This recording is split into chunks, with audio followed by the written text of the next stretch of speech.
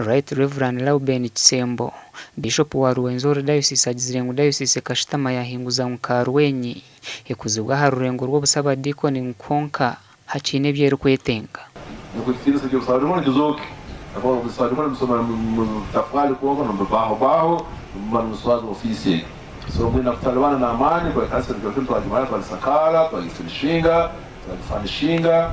Tutago ofisi ya sanona kuikara so no kyali mwingi ahawe nshongeji abakristayo barunine sente zo kumarire kanisa yabo kandi aba baresidente nshanju na munana embuzi 50 entami 10 enkoko nebindi bingi sabadikoni ni leta motoka yo sabadikoni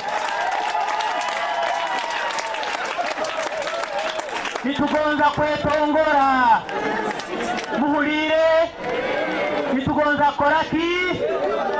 nasanga ngabantu ntibakunda ruhanga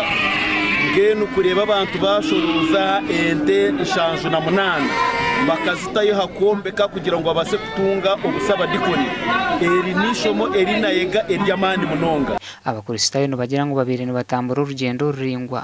kuzaha busaba dikoni bwa humura abo baba injecteurs z'ubusaba dikoni kuzatwakuma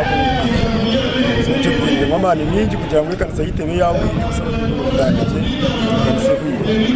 obusaba dikoni ubu nubuza kwigurwaho mu butongoro umwaka guru kwija kandi miliyoni 100 nizo zurundinwe gasha kwa Philip Murangira.